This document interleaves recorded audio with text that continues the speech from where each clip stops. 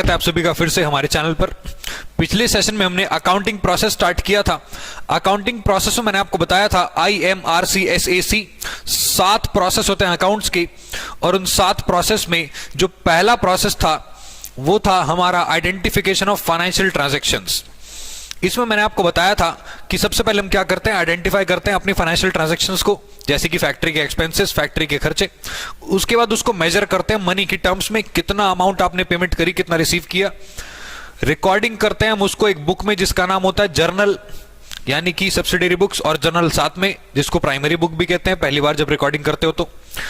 चौथा आपको बताया था मैंने कि आप खाली जर्नल से प्रॉफिट नहीं निकाल सकते, क्योंकि अकाउंट्स का मेन ऑब्जेक्टिव क्या होता है, प्रॉफिट निकालना। तो इतनी सारी ट्रांजैक्शंस अगर आपकी हो रही हैं तो आप प्रॉफिट नहीं निकाल पाओगे जब तक आप उसको क्लासिफाई ना कर दो। तो क्लासिफिकेशन का मतलब मैंने क्या बताया था कि आपको उन अलग अलग ट्रांजैक्शंस को अलग अलग कैटेगरी में डिवाइड करना है, जिसको बोलते हैं लेजर्स। अब बात आती है अगले प्रोसेस की, क्या आप लेजर से प्रॉफिट निकाल सकते हो? नहीं। लेजर से प्रॉफिट कैसे निकालोगे? ट्रांजैक्शन उतनी थी 12 लाख की 12 लाख ट्रांजैक्शन, क्या आप 12 लाख ट्रांजैक्शन अलग अलग कैटेगरी में डिवाइड करके प्रॉफिट निकाल पाओगे? नहीं निकाल पाओगे। तो इतनी सारी ट्रांजैक्शंस को आपको क्या करना पड़ेगा, शॉर्ट करने के लिए अगला प्रोसेस काम आएगा। अगला प्रोसेस मैं आपको बता दूं, IMRC SAC के अंदर अगला प्रोसेस है S। तो S में देखते हैं आपका क्या होता है। S का मतलब होता है समराइजिंग। S का मतलब होता है आपका summarising. Step number 5, which is called summarizing.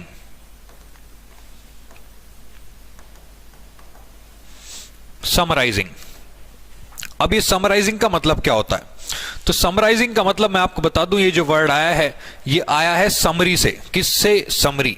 Summary means एक छोटा सा ब्रीफ, यानी कि कंक्लूजन पूरे टॉपिक्स का जो आपने पढ़ा है। जैसे आप चैप्टर्स के एंड में पढ़ते हो ना, बुक्स के अंदर समरी दी होती है, यानी कि पूरे चैप्टर का सार एक साथ छोटी छोटी टर्म्स के अंदर।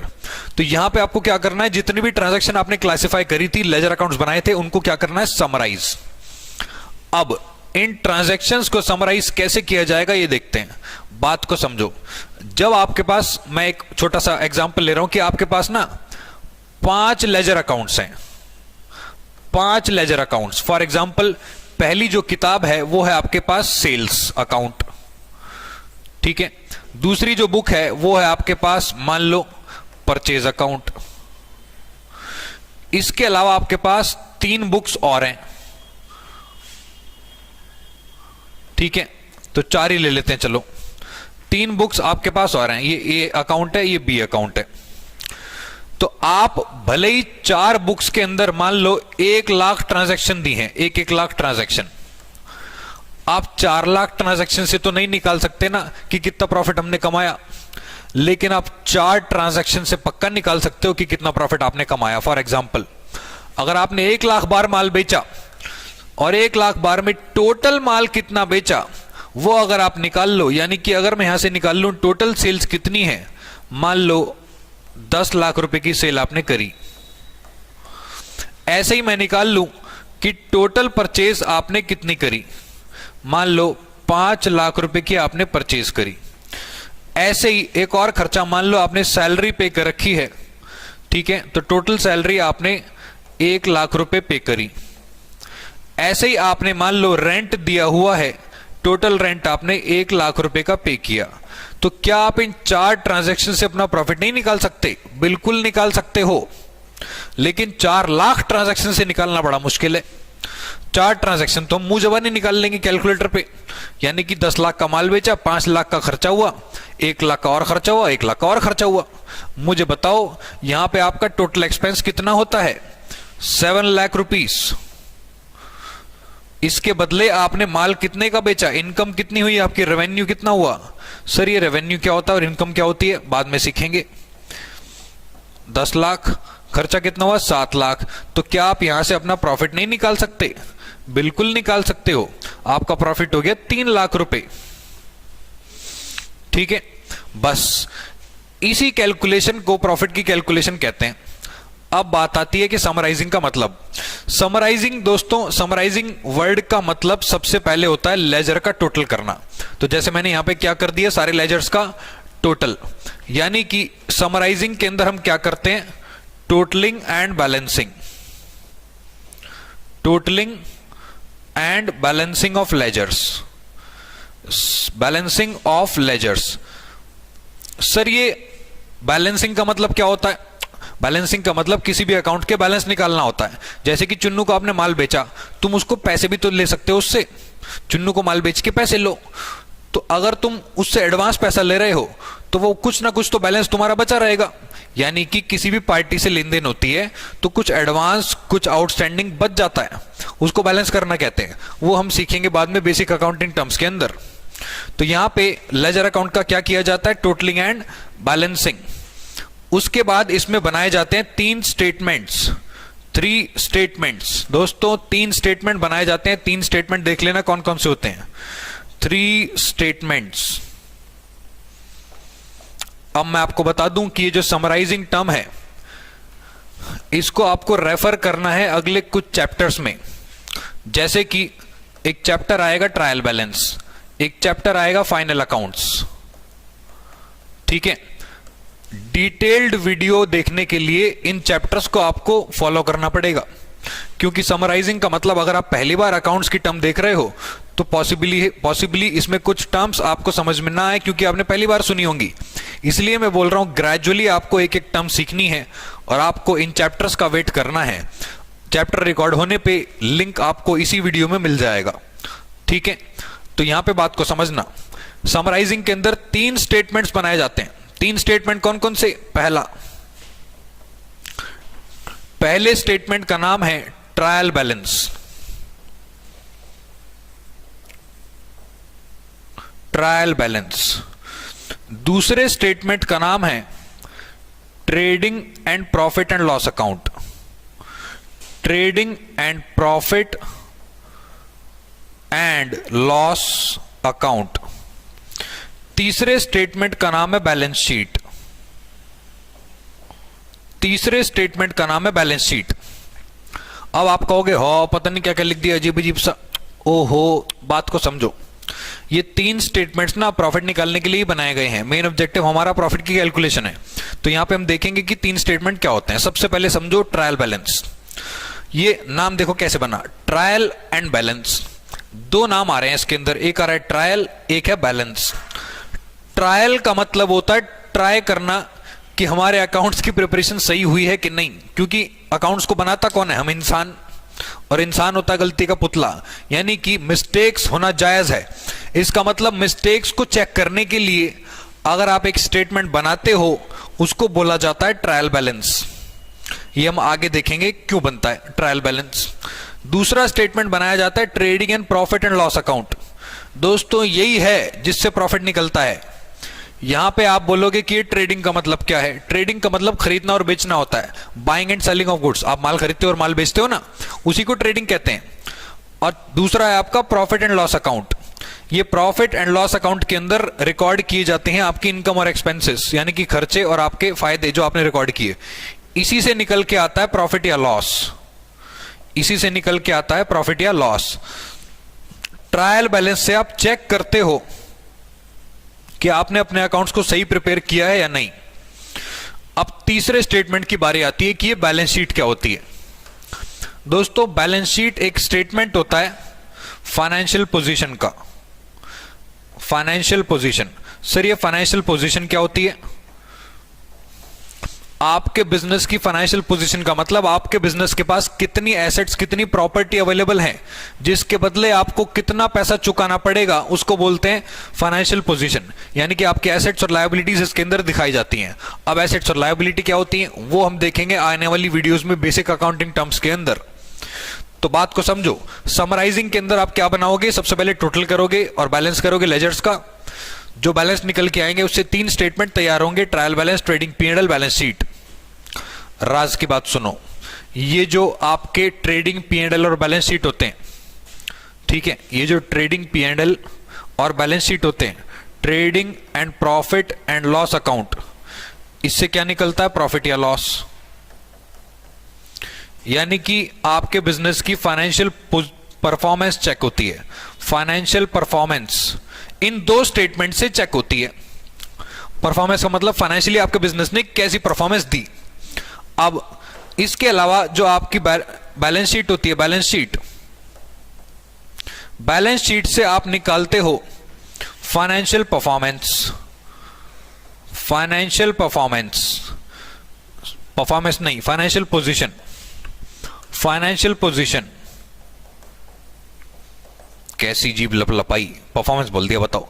तो यहां पे आप इसमें शो करते हो आपके बिजनेस की एसेट्स और लायबिलिटीज। एसेट्स और लायबिलिटीज सीखने के लिए बेसिक अकाउंटिंग टर्म्स की वीडियो पे क्लिक कर देना, वो आपको मिल जाएगी थोड़े टाइम में। ये जो दोनों स्टेटमेंट्स बनाए जाते हैं, इन दोनों स्टेटमेंट्स को फाइनल अकाउंट्स भी कहते हैं, क्योंकि ये साल के एंड में बनाए जाते हैं। फाइनल अकाउंट्स या फिर फाइनेंशियल स्टेटमेंट्स,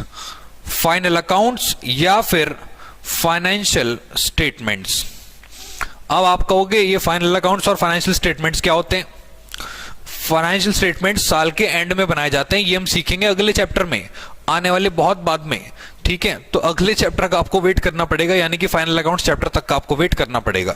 इसलिए मैं बोल रहा हूं वोकैबुलरी धीरे धीरे डेवलप होगी, क्योंकि हर चैप्टर के अंदर अगले 5, 10, 15, 20, 19 चैप्टर्स का मटेरियल घुसा हुआ है, तो धीरे धीरे ही सीखना। समराइजिंग के अंदर क्या करते हैं? टोटलिंग एंड बैलेंसिंग, और 3 स्टेटमेंट तैयार होते हैं, ट्रायल बैलेंस, ट्रेडिंग P&L और बैलेंस शीट, ठीक है। ट्रेडिंग P&L से प्रॉफिट निकलता है या लॉस निकलता है, फाइनेंशियल परफॉर्मेंस कहते हैं उसको, और बैलेंस शीट से क्या निकलती है? एसेट्स और लायबिलिटीज, उसको बोलते हैं फाइनेंशियल पोजीशन। अब आते हैं अपने अगले स्टेप पे। आपने प्रॉफिट निकाल लिया, खेल खत्म, पैसा हजम नहीं। अगला आपका स्टेप फॉलो होगा समराइजिंग के बाद, आपका एनालिसिस। ए मतलब एनालिसिस एंड इंटरप्रिटेशन। तो यहां पे अगला जो स्टेप है, स्टेप नंबर 6,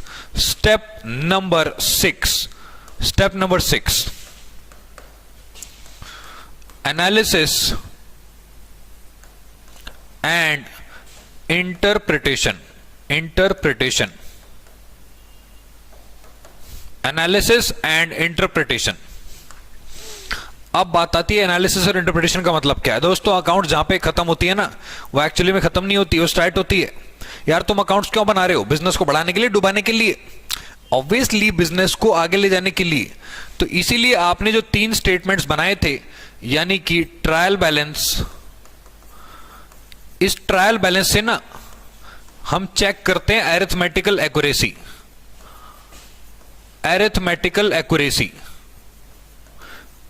सर ये अरिथमेटिकल एक्यूरेसी क्या होती है? अरिथमेटिकल एक्यूरेसी का मतलब, क्या आपने जो अकाउंट्स प्रिपेयर किए हैं वो अरिथमेटिकली यानी कि क्वांटिटी वाइज सही प्रिपेयर हुए हैं या कुछ गड़बड़ घोटाला है? तो ये चेक करने के लिए ट्रायल बैलेंस बनाया जाता है, अरिथमेटिकल एक्यूरेसी। अब बात आती है दूसरे स्टेटमेंट पे, trading and P&L account. Sir ये आप बता तो चुके हो। हाँ, बात को समझो। इससे क्या निकलता है? प्रॉफिट या लॉस। तीसरी होती है बैलेंस शीट, इससे क्या निकलती है? Financial position. इन तीनों चीजों को एनालाइज किया जाता है, उसके बाद इससे एक रिजल्ट निकाला जाता है, उस रिजल्ट को बोलते हैं इंटरप्रिटेशन। क्या मतलब? मुझे बताओ, अगर ट्रायल बैलेंस में गड़बड़ी निकली तो इसका मतलब तुमने अकाउंट गलत प्रिपेयर किए, इसका मतलब तुम्हें फिर से अकाउंट्स प्रिपेयर करने पड़ेंगे या फिर उन मिस्टेक्स को रेक्टिफाई, ठीक करना पड़ेगा। ट्रेडिंग P&L का मतलब, तुमने प्रॉफिट अर्न किया या लॉस। अगर प्रॉफिट कम किया तो कितना अर्न किया, पिछले साल के कंपैरिजन में ज्यादा था या फिर कम था या लॉस आ गया। इसके अलावा बैलेंस शीट, आपके पास प्रॉपर्टीज कितनी पड़ी हुई हैं। इन सारी चीजों को एनालाइज करने के बाद ही पता लगेगा कि आपका बिजनेस घाटे में है कि फायदे में है। इसका मतलब इन्हीं स्टेटमेंट्स को एनालाइज करके एक रिजल्ट निकाला जाता है, उस रिजल्ट को बोलते हैं इंटरप्रिटेशन, ठीक है, जिसको डिसीजन मेकिंग के लिए यूज किया जाता है। तो ये था आपका एनालिसिस एंड इंटरप्रिटेशन। अब बात आती है अपने आखिरी स्टेप पे, स्टेप नंबर 7, सी का मतलब होता है कम्युनिकेशन, कम्युनिकेटिंग। आखिरी स्टेप है आपका कम्युनिकेटिंग। कम्युनिकेशन का मतलब क्या होता है? सर कम्युनिकेशन का मतलब हम जानते हैं क्या होता है, हेलो चुन्नू ने मुन्नू को बोला हाँ भाई क्या हाल है, बढ़िया, ओके हाँ बाय। नहीं, उसको कम्युनिकेशन नहीं कहते। एक्चुअली में कम्युनिकेशन का मतलब वही ट्रेडिशनल वाली अप्रोच कि यहां पे एक आदमी ने कुछ बात रखी, यानी कि कम्युनिकेशन का मतलब क्या है, एक इनपुट दिया गया माइंड में और वो वहां से निकला आउटपुट। अब ये आउटपुट प्रोसेस होके जाएगा किसी दूसरे आदमी के पास, अब वो उसको समझेगा कि उसने क्या बोला। इसका मतलब फॉर एग्जांपल मैं आपको कुछ बोल रहा हूं, यानी कि मेरे पास डेटा है, इंफॉर्मेशन थी, मैंने उसको डेटा में कंसाइल किया, वो डेटा मैं आपको ट्रांसफर कर रहा हूं और वो डेटा ट्रांसफर होके आपके पास एज एन इनपुट आ रहा है और फिर आप उस इनपुट को इंटरप्रेट कर रहे हो अपने इस्तेमाल के लिए। इसी को कम्युनिकेशन कहते हैं। तो यहां पे हमें क्या करना है, जो भी अकाउंटिंग का डेटा है, जो भी अकाउंटिंग इंफॉर्मेशन है, वो आपने जितनी भी ऊपर तबाही मचाई 6 स्टेप्स के अंदर अकाउंटिंग की इंफॉर्मेशन, उसको आपको क्या करना है, कम्युनिकेट। सर किसको कम्युनिकेट? अकाउंटिंग इंफॉर्मेशन को दोस्तों कम्युनिकेट किया जाता है अकाउंटिंग यूजर्स को। Accounting information is communicated to accounting users। अब क्वेश्चन ये आएगा कि ये अकाउंटिंग यूजर कौन होते हैं? अकाउंटिंग यूजर कौन होते हैं? जो अकाउंट्स की इंफॉर्मेशन को इस्तेमाल करते हैं वो अकाउंटिंग यूजर होते हैं। हाँ बताओ कितनी फालतू की बात बताई आपने। ओहो, बात को समझो। अगर मैं तुम्हें माल बेच दूं, तुम मेरे कस्टमर बनोगे कि नहीं? सर हम तो नहीं बनते, आप बेकार माल बेचते हो। ओहो, अरे अज्यूम कर लो ना, मैंने तुम्हें अपनी क्लास बेची, तुम क्या बन गए, मेरे कस्टमर। तो जब तुम मेरे कस्टमर बनोगे, क्या तुम्हारी इच्छा नहीं रहेगी कि ये आदमी करता क्या है, कितना कमाता है, क्या क्या है इसके पास बिजनेस बेचने के लिए, कौन कौन सी क्लासेस अवेलेबल है, कौन किस किस को ये पढ़ाते हैं, कहां से, इनके बैकग्राउंड क्या है, एजुकेशनल बैकग्राउंड क्या है, पूरी हिस्ट्री निकाल के देख लोगे तुम, मेरी प्रोफाइल चेक कर लोगे सारी कि आदमी काम क्या करता है। तो बात को समझो, तुम्हारे पास जो अकाउंट्स हैं बिजनेस के, बहुत सारी पार्टी उस अकाउंट्स में इंटरेस्टेड हैं। उन्हीं इंटरेस्टेड पार्टीज को अकाउंटिंग यूजर्स कहते हैं, जिसमें से कस्टमर होता है, सप्लायर भी होता है। तो अकाउंटिंग यूजर दोस्तों दो तरीके के हो सकते हैं। अकाउंटिंग यूजर्स दो तरीके के होते हैं। पहला अकाउंटिंग यूजर होता है इंटरनल यूजर्स ऑफ अकाउंटिंग। पहला क्या होता है? Internal users of accounting. दूसरा होता है एक्सटर्नल यूजर। इंटरनल यूजर वो होते हैं जो आपके बिजनेस से जुड़े हुए हैं, which who are part of the business. जैसे कि मालिक, मैं खुद। इंटरनल यूजर का मतलब बिजनेस के ओनर्स और बिजनेस के पार्टनर्स और बिजनेस का मैनेजमेंट, एम्प्लॉइज, ये सारे बिजनेस के क्या होते हैं? इंटरनल अकाउंटिंग यूजर होते हैं, जो बिजनेस की इंफॉर्मेशन को यूज करते हैं। अब बात आती है, चलो इनका तो पता लग गया कि ओनर को तो चाहिए कितना प्रॉफिट लॉस निकालना है, पार्टनर को भी पता होना चाहिए कितना प्रॉफिट लॉस होता है, मैनेजमेंट को इंफॉर्मेशन होनी चाहिए कि हमारा बिजनेस कैसा परफॉर्म कर रहा है। लेकिन जो दूसरा यूजर होता है, जिसको बोलते हैं एक्सटर्नल यूजर में बाहर वाले लोग आते हैं जो आपके बिजनेस में कदम नहीं रखते। ऐसे यूजर जिनका आपके बिजनेस से कोई लेना देना नहीं है, मतलब अंदर लेना देना नहीं है, वैसे तो लेना देना है, आप मेरी क्लास खरीदते हो तो लेना देना है मेरा आपसे, लेकिन आपको मेरे बिजनेस के अंदर की टैक्टिक्स नहीं पता होंगी, फिर भी आप मेरे बिजनेस में इंटरेस्टेड होंगे, तो आपको बोला जाएगा एक्सटर्नल अकाउंटिंग यूजर। तो एक्सटर्नल के अंदर कौन कौन से यूजर आते हैं? आपके कस्टमर, आपके सप्लायर, ठीक है, और आपके पोटेंशियल इन्वेस्टर्स। सर ये पोटेंशियल इन्वेस्टर्स कौन होते हैं? पोटेंशियल इन्वेस्टर का मतलब वो होता है जो आपके बिजनेस के पोटेंशियल के अकॉर्डिंग देख रहे हैं आपको दूर से कि आपके बिजनेस में पैसा लगाएं कि ना लगाएं, ये फ्यूचर में आपके बिजनेस में इन्वेस्ट करने वाले हैं, इसको बोलते हैं पोटेंशियल इन्वेस्टर्स। इसके अलावा मार्केटर्स, रिसर्चर्स भी होते हैं। इसके अलावा गवर्नमेंट हो सकती है जो आपके बिजनेस में इंटरेस्टेड होगी अकाउंटिंग इंफॉर्मेशन में। सर गवर्नमेंट को क्या चाहिए, वो क्यों इंटरेस्टेड होगी? ओहो, गवर्नमेंट आपसे टैक्स लेगी कि नहीं लेगी, तो टैक्स के पर्पस के लिए गवर्नमेंट इंटरेस्टेड होती है। इसके अलावा बैंक्स भी हो सकते हैं, बैंक्स भी आपके अकाउंटिंग इंफॉर्मेशन में भागीदार होंगे। सर क्यों? लोन मिलेगा ना उससे, बैंक आपको लोन तभी देगा जब आपकी बैलेंस शीट चमकती धमकती होगी, जब आपका प्रॉफिट एंड लॉस चमकता धमकता होगा, जब आपके फाइनेंशियल स्टेटमेंट चमकते धमकते होंगे, जबरदस्त परफॉर्मेंस होगी आपके बिजनेस की, तभी बैंक आपको लोन देगा ताकि आप टाइम पे उसका लोन चुका पाओ। इसको बोलते हैं एक्सटर्नल अकाउंटिंग यूजर्स, मार्केटर्स, और भी बहुत सारे आ सकते हैं, लेकिन मैंने कुछ बेसिक यूजर्स लिख दिए हैं। तो ये थे आपके इंटरनल अकाउंटिंग यूजर्स और एक्सटर्नल अकाउंटिंग यूजर्स। ये था आपका अकाउंटिंग का पूरा प्रोसेस। तो एक बार मैं आपकी वीडियो को समराइज कर देता हूं, ठीक है। अकाउंटिंग प्रोसेस का मतलब क्या होता है? अकाउंटिंग प्रोसेस एक 7 स्टेप प्रोसेस है जिसके अंदर टोटल 7 स्टेप्स हैं। 7 स्टेप्स के अंदर जो पहला स्टेप है आपका वो है IMRC-SAC। आई का मतलब आइडेंटिफिकेशन ऑफ फाइनेंशियल ट्रांजैक्शन, यानी कि लेन देन। आपको सिर्फ फाइनेंशियल वाली ट्रांजैक्शन को रिकॉर्ड करना है। उसके बाद अगला स्टेप होता है मेजरमेंट, मनी की टर्म्स में मेजर करना है। फिर होती है रिकॉर्डिंग, उसको बिजनेस में रिकॉर्ड करनी है ट्रांजैक्शंस को एक बुक के अंदर, जिसको बोलते हैं जर्नल। जर्नल को बाद में क्लासिफाई करना है अलग अलग बुक्स में, उसको बोलते हैं लेजर। उसके बाद समराइज का मतलब टोटल करना है और बैलेंस निकालना है। और उसके बाद 3 स्टेटमेंट्स तैयार होंगे आपके, trial balance, trading P&L balance sheet, जिससे प्रॉफिट लॉस निकल के आएगा, फाइनेंशियल पोजीशन निकल के आएगी, अरिथमेटिकल एक्यूरेसी चेक होगी। इसको करना है बाद में एनालाइज और इंटरप्रेट, और बाद में जो रिजल्ट निकलेगा उस रिजल्ट को आपको कन्वे करना है, कम्युनिकेट करना है अपने अकाउंटिंग यूजर्स को, जो कि होते हैं 2 तरीके के, एक्सटर्नल अकाउंटिंग यूजर्स और इंटरनल अकाउंटिंग यूजर्स। इंटरनल मतलब जो आपके बिजनेस से जुड़े हुए हैं, एक्सटर्नल मतलब जो आपके बिजनेस का पार्ट नहीं है लेकिन आप उनसे डील करते हो।